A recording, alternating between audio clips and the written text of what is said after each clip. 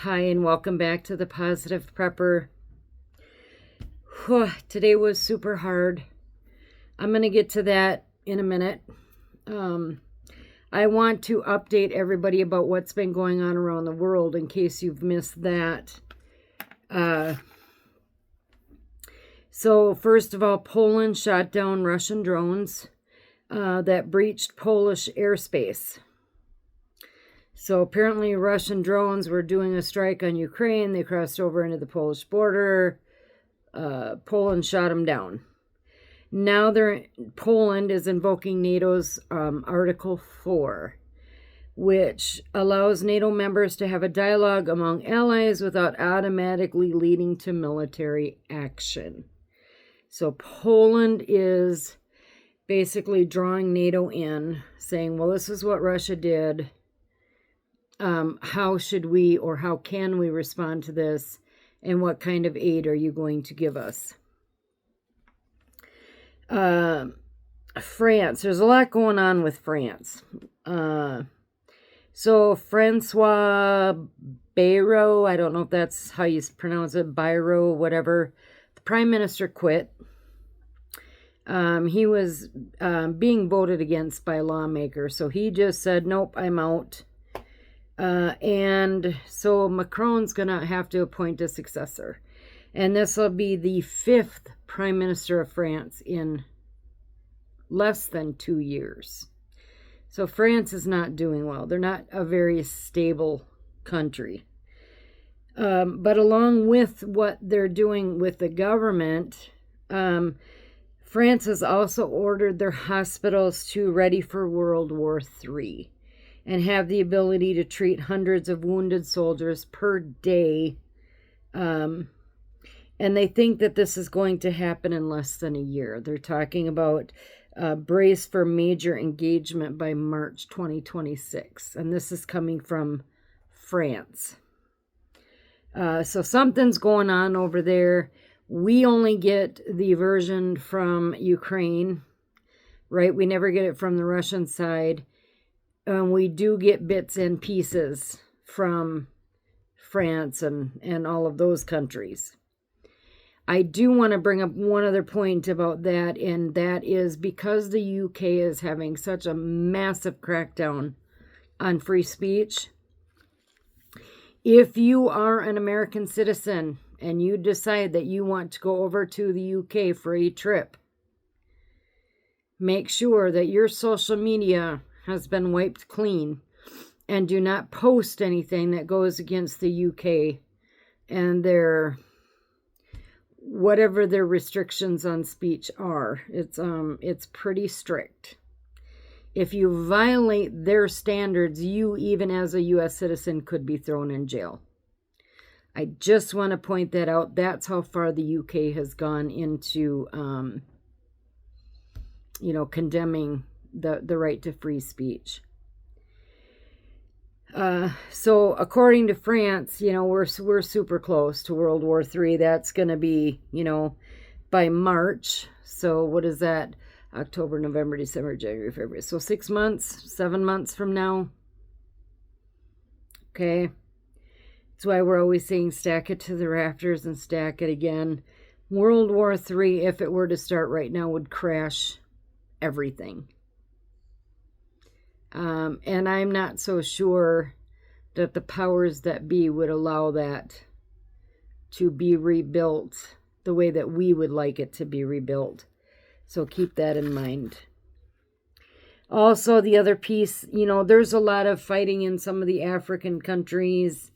There was a African country's government that just got overthrown. I can't remember which one that was. But in the last 72 hours, I thought this was important. Just in the last 72 hours, what is that, 3 days? Israel has struck Palestine, Lebanon, Syria, Tunisia, Qatar, and Yemen. Right? 6 different countries Israel has struck with missiles in the last 72 hours. Qatar, they were kind of hiding some of the leaders of Hezbollah and Hamas. Tunisia, it sounds like it wasn't directly on Tunisia per se, but it was like in ships outside of Tunisia, or maybe even on islands outside of the direct Tunisia.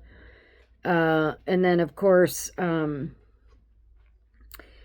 I think it was Qatar or Lebanon, maybe Qatar. I think that was one of these countries was trying to broker the peace deals between Hamas and Israel. Israel's like, nah, we're done. Boom, right? Remember that biblically with that, you are looking for the destruction of Damascus in Syria. That is a biblical thing in the book of Revelations. Damascus is wiped off. It's left in ruin, I think is specifically how it's said. So watch for that. So there is a lot going on over there, but, you know, with our news over here, unless you're looking for it, they're not telling you anything about what's going on. And this now is going to bring me to the really hard part of this video. And I'm going to try to do it without crying again. I've been crying off and on all afternoon since I found out about all of this. Charlie Kirk, 31 years old, killed by a skilled assassin, leaving behind his wife Erica and a very young daughter and son. So obviously prayers, you know, that's a hard thing. It's a very hard thing. It's hard enough when you're just a private citizen and you lose a loved one, you know, and you're grieving through that with your intimate family and the people that are close to you. But Charlie Kirk was a very public person, right? And so Erica, his wife, is not just dealing with the loss of her husband and the loss of the father of her two children, but she's feeling this loss very publicly.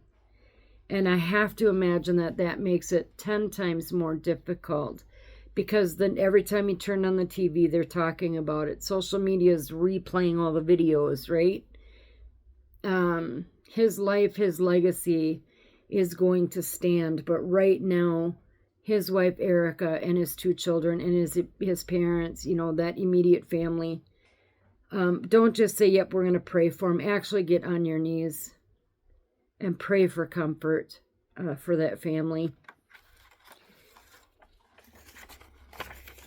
I want to bring you back, and I apologize. I'm going to try to put this in as understandable order as I can, but I am also dealing with a lot of emotions still. You know, I've heard anger, I've heard deep sadness from some of you. So I'm with you. I'm experiencing all of those same emotions. So I'm going to make this as best as I can. This assassination of Charlie Kirk at the Utah Valley University was put very, I think, eloquently by Brett Baer, who said it's dangerous and different. What do I mean by that? Or what do I think he meant by that is the better way to put that. Let me explain. So in Butler, Pennsylvania, of course, we had the first assassination on Trump. That was Matthew Crooks. Matthew Crooks was shot and killed, right? Neutralized, that's the word that they use. He was neutralized on the rooftop, and nobody really found out any more information about that person. There were a lot of questions about who was up on the water tower. We saw obvious video of that. None of those questions have been answered, in my opinion. I think that was possibly either an inside job or a calculated job with outside influence. And then we had the Palm Beach, Florida shooter, potential assassin, Ryan Ruth, who is now, I think today was his start of his, or the ending of the jury selection, starting the trial tomorrow. Again, what do we know about Ryan Ruth? We don't know a whole lot. A lot of questions still go unanswered, even with him. The Minneapolis Annunciation Catholic School, where the children were shot through the church window, many others injured, okay? That person was a trans person. The narrative that we're being given is that this person was upset that they were brainwashed into being trans, whatever. But then why go shoot into a church and shoot the children? Okay. Oh, but it's not a mental illness though. So how do you explain this, right? And then we have, in March of 2023, we had Audrey Hale, 3 students dead, 3 staff dead at the Covenant School in Nashville, Tennessee, also trans. But then we also have Irina Zaruska, the Ukrainian refugee that was killed by a huge repeat offender with a large rap sheet that they got continuously let out of jail, no cash bail, let out. And she was stabbed to death. But they don't want that video out there, and they don't want that narrative out there. Why? Because the people that they defend kill. Now, we don't know anything about the shooter of Charlie Kirk. Not yet. Person of interest. I still have the news on. I am, I'll be glued to it all night tonight and all day tomorrow. Because I think we get clues as time goes on. This is not, and it has never been, a gun issue, which is what I believe it was Kamala Harris or Nancy Pelosi, might have been Nancy Pelosi, said, this gun violence. It's not gun violence. Okay? My personal weapon can sit on my headboard all night, and it stays there. It doesn't go off shooting anybody. It doesn't take itself outside and just randomly shoot cars driving by. My shotguns, my, everything else that we have, they're really super trained to stay there all night. I wonder what they would do if I brought them into a public space, if they would still just sit there. It's never been about gun violence. It's always been about mental health. And I have said that in I don't know how many videos, that it's a moral and spiritual and political issue. We've gotten to the point, and this is the part I made a special note to say that I am going to pick sides. So if you don't like that, you may want to just leave now. I hope you stay, because I hope you understand that there is only one side in America that has been more threatening, more violent, more dismissive, and less American than the other side. You guys know who I'm talking about, okay? Satan does not like the change that Charlie Kirk was making. He was creating change in our youth. Young men, statistically, since Charlie Kirk started that turning point movement, we're looking more at family as a priority versus making a crap ton of money. Satan doesn't like that. He doesn't like it when people are being drawn to Christ. And so he gets into the minds and the hearts and the souls of people that are open to it. the lost souls, and he turns them into weapons.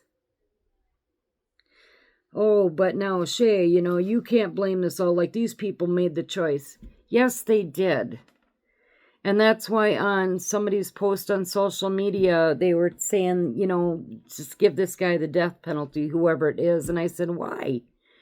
Why give this person, whoever it is, him or her or they, could be more than one, why give them the death penalty? They're going to sit on death row, and you and I will pay for their attorneys. We'll pay for their food. We'll pay for their cable TV. We'll pay for their clean linens. We'll pay for all the things that we have to pay for when our elderly people go into nursing homes or our kids go to school. They're made to go to public school unless you choose, homeschooling. And yet we have to pay for their food. Our elderly people go into elderly care, nursing homes, assisted living. We have to pay for their housing, their cable TV, their electricity, their food. Why do I want this guy sent to death row? Well, I have to pay for his life. I said put him in alligator Alcatraz and let those guys figure out the homie. That's what I said. I also heard today on MSNBC, one of their commentators was saying that if Charlie Kirk hadn't used such hate speech, that there wouldn't have been such a hateful response. Essentially blaming Charlie Kirk for someone shooting him. Because, that's what they do. Others, of course, are blaming Trump. Well, if Trump didn't have this rhetoric, you know what? Trump has never held up a severed head. Neither have his supporters. Trump has never called burning buildings in a downtown city peaceful protest.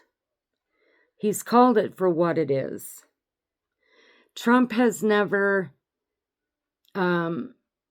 kicked veterans out of hotels so that illegal immigrants had a place to stay.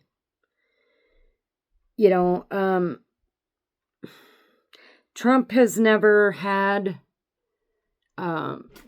never protected an illegal criminal over the victim that illegal criminal just murdered or hit with their truck because they couldn't read English, or raped or beat or murdered. Trump has never put illegal criminals over peace and safety. There is no civility anymore from the Democrats. Oh, we're praying. Now, there are some, and I don't yell at me, but I think Fetterman is probably, as much as I didn't like him in the beginning, it's not that I didn't like him, I didn't think that he was capable, but he has actually been the voice of reason for the Democratic Party, and nobody listens to him. But he actually has come out and said, this has got to stop. And he's been pretty forceful about it, but there's no civility anymore. I want to give you some statistics. So it isn't just the religious part of it, but it's also, it's not just the political side of it, okay? It's also the religious side of it. Charlie Kirk was a Christian, and he never backed down from his belief in God, okay? That man's sitting with Jesus right now. But we, as conservative Christians, have listened to and watched threats, and not just to certain people, but to anybody that is a Christian conservative, especially Christian. As of 2025, I believe this was done in March or April of 2025, 310 million Christians face very high or extreme levels of persecution and discrimination. 1 in 7 Christians are persecuted worldwide. 1 in 5 are persecuted in Africa, 2 in 5 persecuted in Asia, and 59 countries persecute Christians. Well, Shay, the Jews, yep, I know. The Jews and the Christians are absolutely the most hated religious groups in the world. And we're hated mostly by the Islamic faith. I believe that Charlie Kirk has died a murder. That might be a really strong word. And I'm going to cry again. He died because he believed, and he wasn't afraid of that belief. He had rational, normal conversations with people you cannot rationalize or normalize with. But he never backed down from his faith. He never backed down from his values in faith, freedom, family. Okay? And that's why he was targeted. Somebody knew he was coming. Somebody didn't like his ideals or his ideology and said they had to take him out. I don't know if you saw this. You can look it up on YouTube. Mike Johnson called for a moment of silence for Charlie Kirk, which they did. And then after that, Representative Lauren, I think it's Babert, she requested a prayer, an outright prayer for Charlie Kirk. And the Democrat side went nuts. Yelling, screaming, completely against an outward prayer for a fellow American who was assassinated. And the Democrats could not, they wanted no part of having a prayer. Their respect of humanity is gone. And I have said this before. How far will they go? Trump went out to a dinner last minute last night. Didn't have it planned, just decided, okay, J.D. Vance, let's go. We're going to go have dinner at blah, blah, blah. Somehow a bunch of protesters knew exactly where he was going to be. They were able to get close to him in this restaurant and J.D. Vance in a public place. Two things. How did they know that he was all of a sudden going to go to dinner there? And why did the Secret Service let these people get that close to him? Somebody could have taken a knife out right then and there and ended it. Is this a black swan? Is this the catalyst for a complete nation divided that will never, ever be able to be brought together? Even now, in this death of a man that is very celebrated, nobody's putting him, I gotta be careful how I say this part. Charlie Kirk lived the life he spoke. He practiced what he preached.